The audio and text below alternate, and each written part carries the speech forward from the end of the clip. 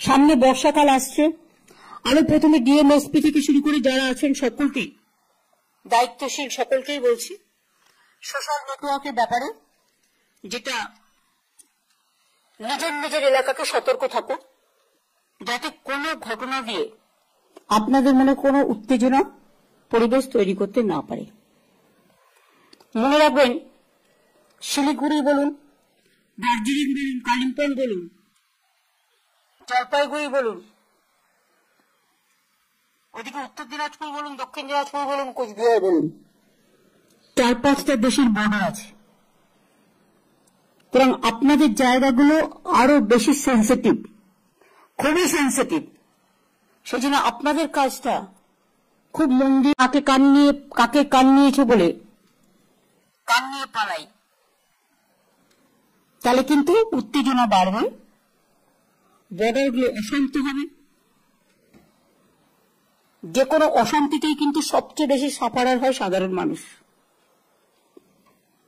এবং প্রশাসনের যারা আছেন তারাও খুব ডিস্টার্ব হয়। সুতরাং মনের শান্তি, মানসিক শান্তি এগুলো বজায় রাখবার জন্য সকলের দায়িত্ব কাঁধে কাঁধে। বর্ষা ইতিমধ্যেই শুরু হয়ে গেছে।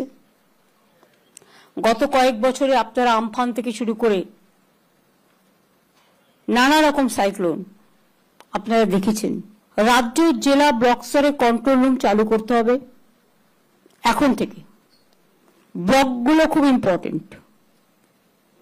জেলা ম্যাজিস্ট্রেট কখন কি বললো তারপর আমি করব তা নয়, ডিএমরা তো নির্দেশ দেবেনি, কিন্তু নিজেদেরও পালন করার দায়িত্ব অনেক প্রয়োজন আছে। সমস্ত অফিসার স্টাফদের সর্বোচ্চ সতর্কতার পর্যায়ে থাকতে হবে।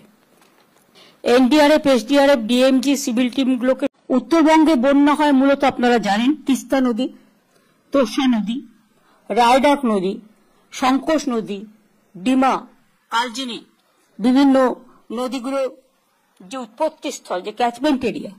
অর্থাৎ সিকিমে বর্ষা হলে আমরা ডুববো। বেঙ্গলটা হচ্ছে জাস্ট একটা নৌকার মতো। ঝাড়খণ্ডে বর্ষা হলে ডুবে যাবে দক্ষিণবঙ্গ, ভুটানে বর্ষা হলে ডুবে যাবে উত্তরবঙ্গ,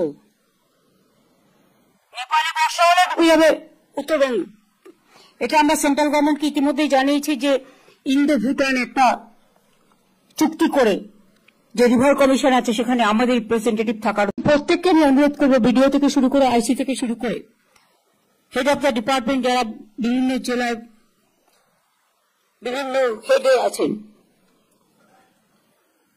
সবাইকে, এবং যারা ইলেকটেড মেম্বারও আছেন, একটা জিনিস মাথায় রাখবেন, ফেক ধরবার মেশিনারি আছে। যখনই ফেক দেখবেন ওটাকে ফেক করে দিন, তাহলে লোকে বুঝবে ঘটনাটা সত্য নয়। আজকের দিনে ফেক বিক্রি করে টিআরপি রেট বাড়ানো